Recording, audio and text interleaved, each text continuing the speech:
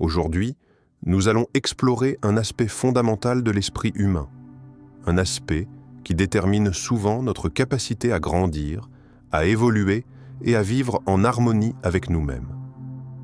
Le changement commence lorsque nous faisons taire notre dialogue intérieur. Dans cette vidéo, nous plongerons dans les mystères de l'esprit, en découvrant comment le dialogue intérieur façonne nos comportements, nos pensées et nos perceptions. Mais ce n'est qu'une fois que nous apprenons à écouter le silence intérieur que le véritable changement peut commencer. Alors, si vous êtes prêts à vous ouvrir à cette exploration, avançons ensemble. La force du silence intérieur. Le dialogue intérieur est omniprésent, une conversation silencieuse qui se déroule dans nos têtes tout au long de la journée. Ces pensées incessantes, souvent involontaires, façonnent notre réalité et influencent nos perceptions du monde. Mais quel est réellement l'impact de ces voix intérieures? Et que se passerait-il si nous choisissions de les mettre en pause, même pour un moment? Nous vivons souvent à leur rythme, comme des esclaves de notre propre esprit. Nos pensées s'enchaînent sans fin, de la première à la dernière, dictant nos émotions et nos actions. Mais si nous pouvions apprendre à les arrêter, même brièvement, à quoi ressemblerait notre existence? Jean-Paul Sartre disait « Le silence n'est pas l'absence de bruit, mais l'absence de soi-même. » Cette citation résonne comme un écho dans l'immensité de nos vies intérieures. Le silence, dans ce contexte, n'est pas une simple absence de son, mais un espace libéré de notre propre présence mentale. Un vide où le monde peut être perçu dans sa pureté. Ce que Sartre suggère, c'est que nous sommes souvent trop occupés à occuper cet espace mental avec nos propres jugements, analyses et réflexions, que nous manquons l'opportunité de voir la réalité telle qu'elle est réellement. Mais comment parvenir à ce silence intérieur? La première étape consiste à reconnaître l'omniprésence du dialogue intérieur. En prenant un moment pour écouter nos pensées, nous pouvons observer leur rythme, leur direction et souvent leur caractère répétitif. Cette conscience de soi est un premier pas essentiel. En quoi ce simple acte de prise de conscience peut-il changer notre perception du monde? Le silence intérieur est une pratique, un choix délibéré. Ce n'est pas un état passif, mais une forme active de présence. Imaginez un instant où vous ne réagissez plus automatiquement à chaque pensée, où vous êtes simplement là, sans chercher à analyser, juger ou résoudre. En cultivant ce silence, vous ouvrez la porte à une autre dimension de votre être, un espace où vous pouvez observer vos pensées sans y être absorbé. Cela ne signifie pas ignorer les pensées, mais simplement leur permettre d'exister sans les laisser contrôler votre être. Dans notre quotidien, nous sommes bombardés par une multitude de stimuli externes et internes qui remplissent notre esprit de bruit constant. De la musique dans les transports aux notifications incessantes sur nos téléphones, le monde extérieur ne fait qu'amplifier le tumulte intérieur. Cependant, il existe des moments précieux où nous pouvons choisir d'arrêter ce bruit, ne serait-ce que pour quelques secondes. Que se passerait-il si, au lieu de céder à cette pression constante, nous choisissions de plonger dans le calme et la tranquillité de notre propre esprit? Quelle révélation pourrait émerger du silence? Le silence intérieur, loin d'être une perte de temps ou une évasion, devient un outil puissant pour clarifier nos pensées et nos intentions. C'est un moment de retour à soi, une respiration dans le flot tumultueux de la vie. En apprenant à écouter ce silence, nous pouvons découvrir une sagesse profonde qui ne réside pas dans la parole, mais dans l'observation calme et attentive de notre propre esprit. Et alors, que se passe-t-il lorsqu'on choisit ce silence? Le monde se révèle autrement. Loin d'être une évasion, le silence devient un retour à l'essence même de notre être, nous permettant de percevoir les choses avec une clarté nouvelle. Il est comme une lentille à travers laquelle tout apparaît plus net, plus pur. Si l'on pouvait cultiver ce silence dans nos vies quotidiennes, peut-être pourrions-nous accéder à une plus grande sérénité, à une perspective plus objective et à une conscience de nous-mêmes plus profonde. Quel serait l'impact de cette pratique sur notre bien-être, notre productivité et même nos relations avec les autres? La clé réside dans notre capacité à maîtriser le silence, à l'apprivoiser comme un espace où la vérité se révèle sans les filtres du jugement. Et cela commence par une question simple. Sommes-nous prêts à arrêter le bruit, même un instant, pour voir le monde dans sa forme la plus pure? La prison du jugement. Imaginez une scène. Vous avez pris une décision, peut-être une petite erreur, peut-être un choix regretté. Et soudainement, le tribunal intérieur se met en marche. Votre esprit se transforme en juge impitoyable, condamnant chaque acte, chaque parole, chaque pensée. C'est une critique incessante, une évaluation qui ne laisse aucune place à l'acceptation ni à la rédemption. À chaque faux pas, vous êtes renvoyé dans cette prison invisible que vous avez construite vous-même. Un espace où vous êtes enfermé, non par les circonstances extérieures, mais par vos propres pensées. Cette prison de jugement empêche toute forme de croissance, tout élan vers le changement. Elle devient un carcan mental, une chaîne invisible qui vous lie à un passé fait de regrets et de remords. Mais pourquoi cette voix intérieure semble-t-elle si dure et implacable? Pourquoi est-ce que nous, plus que tout autre, nous nous infligeons une telle rigueur? Peut-être que cette voix, qui se présente comme notre propre conscience, n'est en réalité qu'un miroir déformé de nos actions, un reflet déformé par la peur, la culpabilité ou l'insécurité. Mais si ce jugement n'était qu'une illusion, si ces pensées cruelles qui se manifestent à chaque erreur ne constituaient qu'un écho de nos doutes internes, une projection de nos angoisses, et si, plutôt que de nourrir cette critique incessante, nous pouvions accepter nos imperfections et apprendre de chaque expérience plutôt que de nous punir pour chaque faux pas? Qui sommes-nous pour juger? Ce proverbe ancien nous rappelle qu'en nous jugeant si sévèrement, nous emprisonnons notre esprit dans une vision déformée et restreinte de nous-mêmes. Nous oublions que la véritable sagesse réside dans l'acceptation et la compréhension, non dans la condamnation.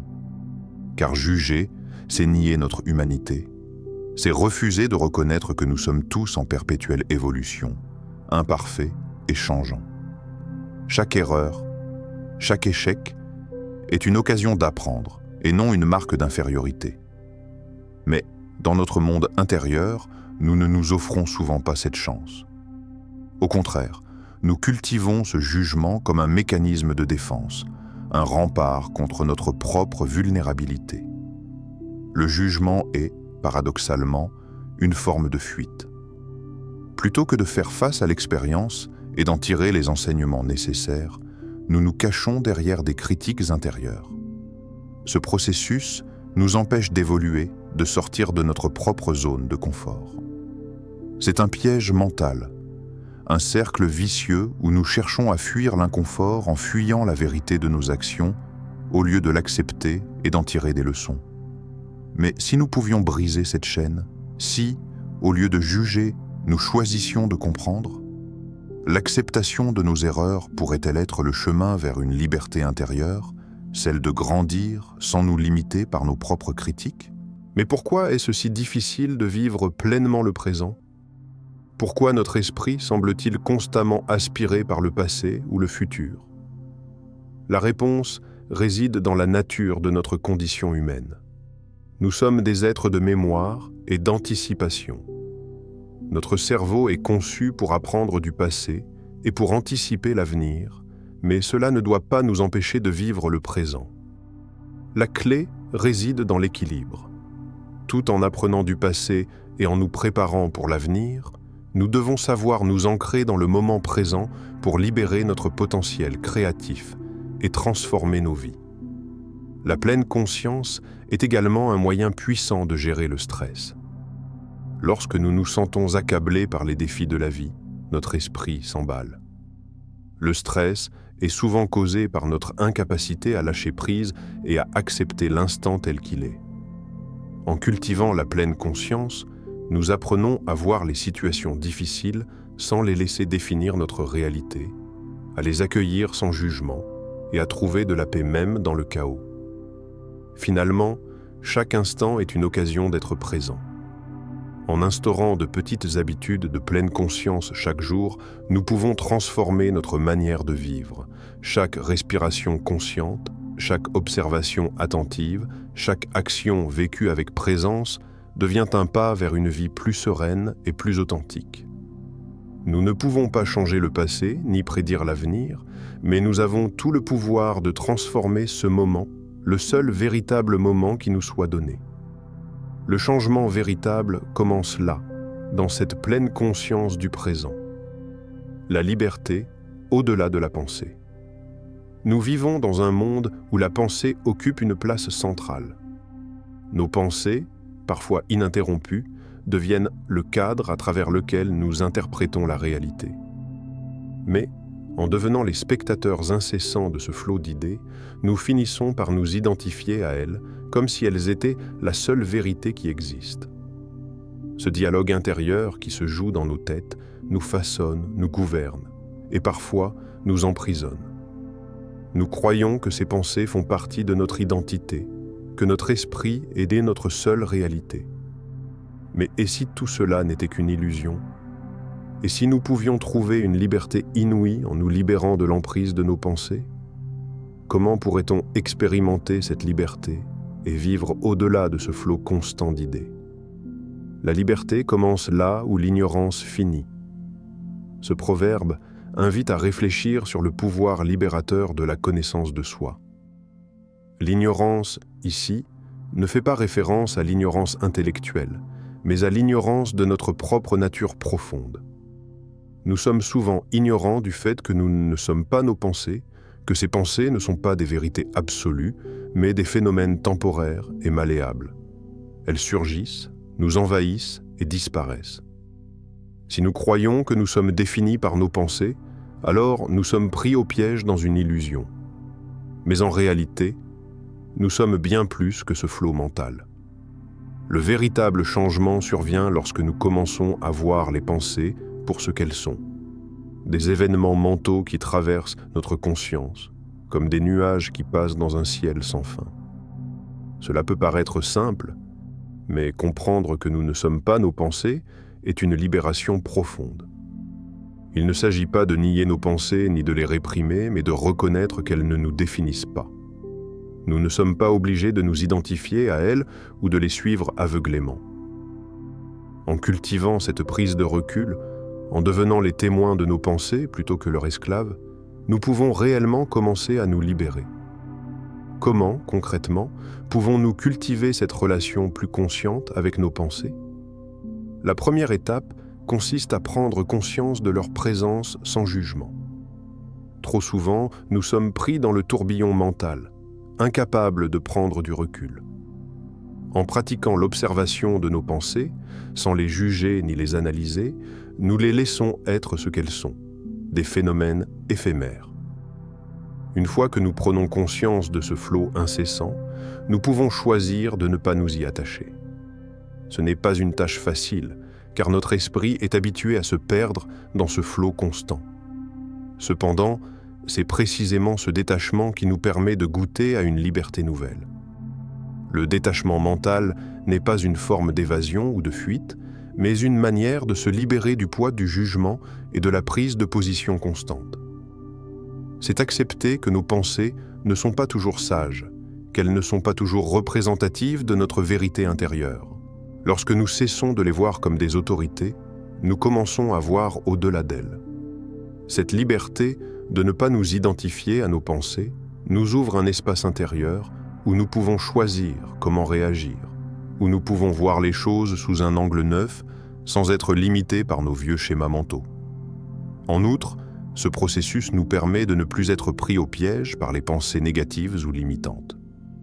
Nous avons tous des pensées autodestructrices qui surgissent parfois, des doutes qui nous poussent à croire que nous ne sommes pas capables, que nous ne méritons pas d'atteindre nos objectifs. Mais en apprenant à les observer, sans nous y identifier, ces pensées perdent leur pouvoir. Elles ne deviennent plus des vérités, mais des simples paroles qui passent dans notre esprit, sans laisser de traces. Alors, Quelle est cette liberté que nous recherchons? C'est celle qui naît de la compréhension que nous avons le pouvoir de choisir nos pensées, ou du moins de ne pas nous y perdre. C'est la liberté d'agir avec clarté, sans être influencé par des pensées erronées ou par la pression de l'ego. En sortant de l'illusion de l'identification à nos pensées, nous retrouvons notre véritable essence, celle qui est au-delà de tout jugement intérieur, de toute comparaison, de toute limitation. Vivre différemment, c'est vivre en dehors de ce cycle sans fin de pensées incessantes. C'est réaliser que, sous ce flot mental, il existe un espace profond, un espace de tranquillité et de liberté. Si nous apprenons à entrer dans cet espace, à le cultiver et à y revenir régulièrement, nous nous libérons des chaînes de notre esprit. Nous ne sommes plus des prisonniers de nos pensées, mais des créateurs conscients de notre réalité. Cette liberté, loin d'être un concept abstrait, devient une expérience tangible et transformante, un changement qui peut ouvrir la voie à une vie plus sereine, plus authentique et plus pleine de sens. L'impact de l'introspection. L'introspection est un voyage intérieur, un chemin vers l'éveil de soi.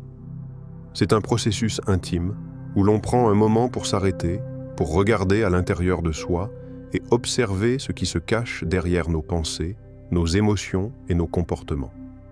Trop souvent, nous agissons sans réfléchir. Nous nous laissons guider par des impulsions, des habitudes ou des réactions automatiques.